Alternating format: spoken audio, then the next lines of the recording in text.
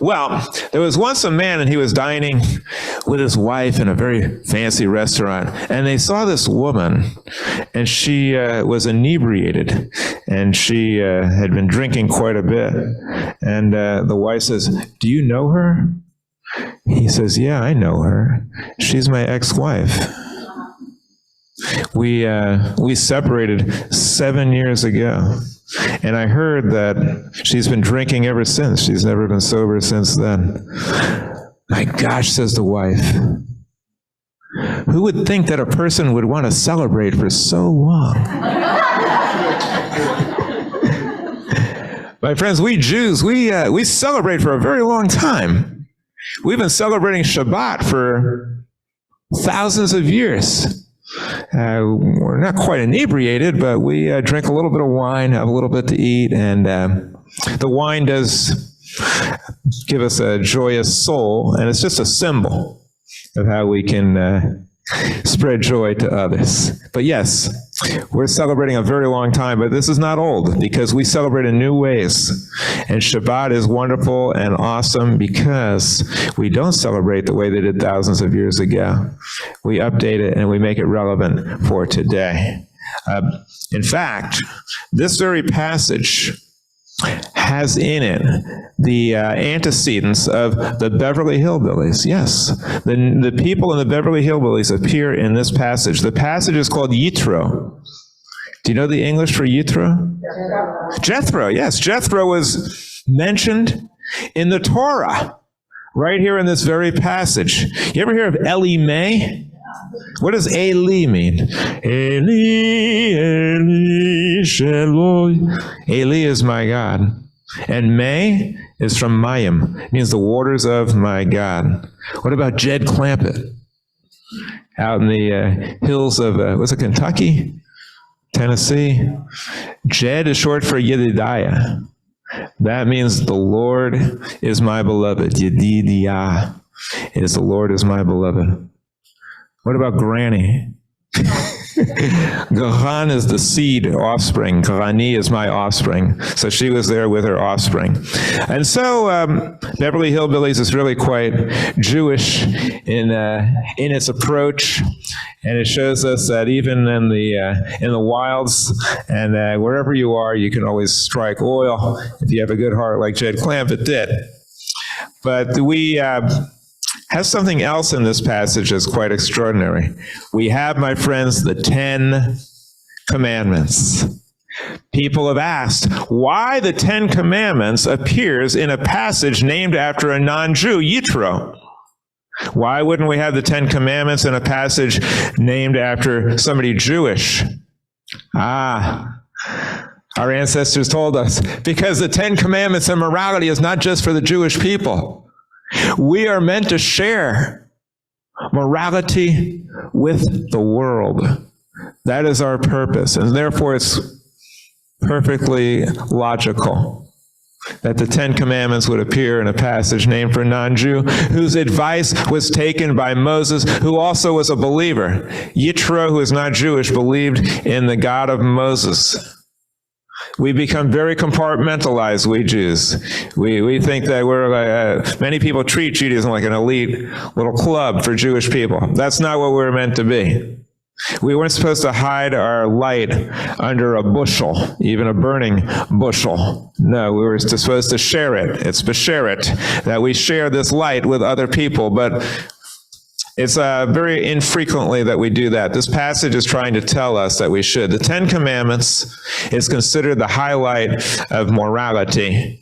But actually, I think if you and I tried to figure it out, we might be able to come up with some other ones. Anybody have any suggestions? If you were going to write 10 Commandments, what would be in your top list? Would it be don't make a graven image? Be happy. Be happy? That would be a good one.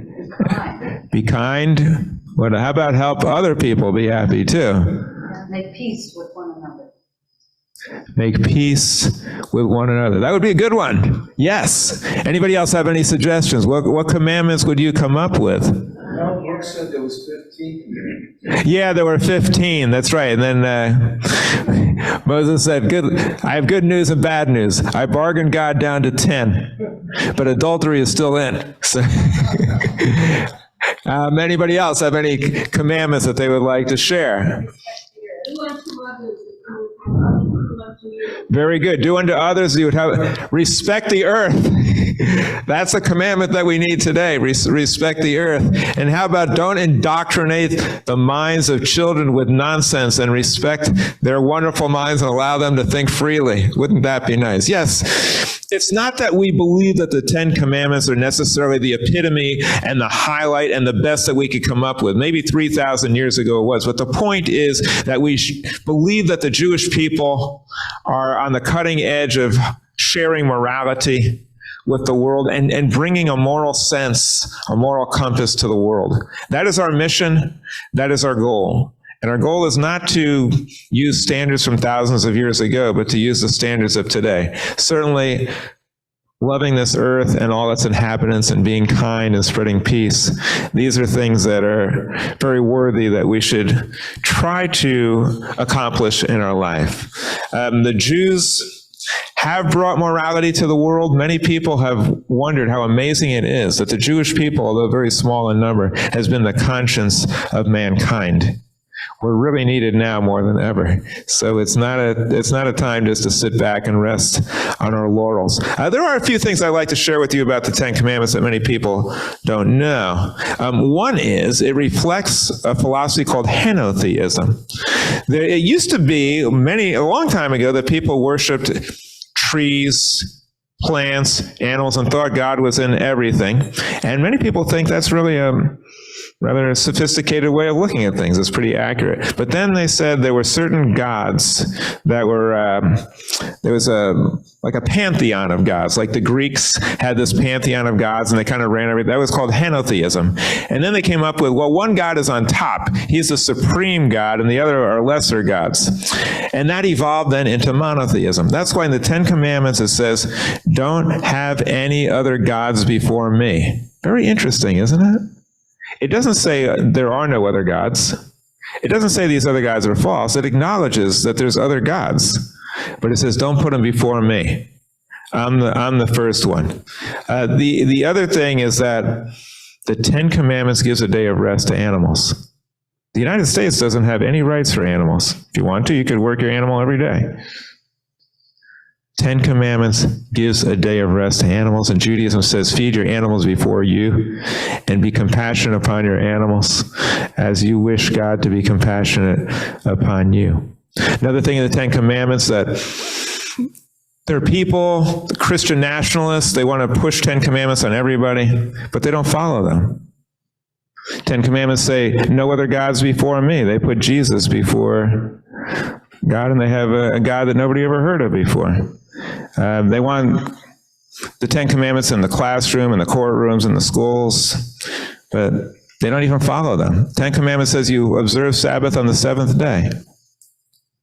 They don't. They observe it on the first day. Do you know what the punishment is for not observing Sabbath on the right day? You're stoned to death.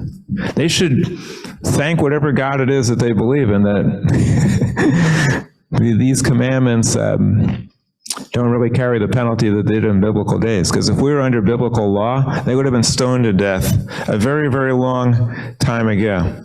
And so what we should do is not try to push our laws on other people and not try to enforce Judaism on other people. We should just try to share the love and the moral code with others and help the world come up with one.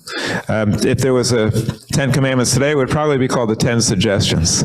I probably wouldn't be the 10 Commandments. But we do learn from this passage, in my opinion, the benefit of listening to others and taking advice and not being so stubborn.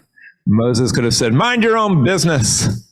I'm the greatest prophet. Don't tell me what to do. But he didn't. 10 Commandments reminds us that we have a moral code and we should honor our parents, respect the Sabbath and creation, and cherish our lives. And the 10 Commandments remind us that as Jews, we answer to a higher authority. a Hebrew national, a Hebrew national who fought for freedom and who challenged the status quo and who was not content with all the pleasures of the palace if other people were suffering. He could not be happy. He sided with the slaves and challenged the status quo. That's what we're all about as Jews. And I do want to, before I close, yes, I have a question. I just want to thank this congregation once again for allowing me the great pleasure of having the greatest, I won't even call it a job, but the greatest avocation, calling, to be able to share some of the wisdom of my parents and their parents and our heritage with others. I thank you so much for this great privilege and for having a wonderful cantor to join me in sharing some of the beautiful music from our tradition and some new songs. I saw a hand in the back. Yes, sir. If we preach to be so good, why are we so hated? Why are we so what? Hated. Why are we so hated? You ever hear about the guy who didn't want to listen to his conscience because he didn't believe in talking to strangers? We're hated because most people don't want to hear from their conscience. Most people don't want someone telling them what they should be doing. And also, in Christian scripture and Muslim scripture, it is taught that the Jews were the chosen, but they went astray. And they are now the new chosen ones. It's called supersessionism. And it's sibling rivalry. You know how some people have rivalry with their older siblings? And some people in different religions are jealous of the Jews because we had the original covenant with God, and so they need to vilify us and make it seem as if we're now evil and that they are the new chosen people. And the sad thing is, as Christopher Hitchens pointed out, that it's really pathetic that in this day and age, people are still killing each other and hating each other over ancient literature, arguing over whose imaginary father in the sky loves them best. We are hated for that reason. And the way to overcome it is with rational religion, in which we realize that the word religion means to bind together, and religion should bind us together with all people. None of this chosen stuff. All people are one. We're all one family. We're all one universe with all the living things in it. And our goal should be to create joy and happiness for all people and to protect this precious planet. Thank you very much for the question.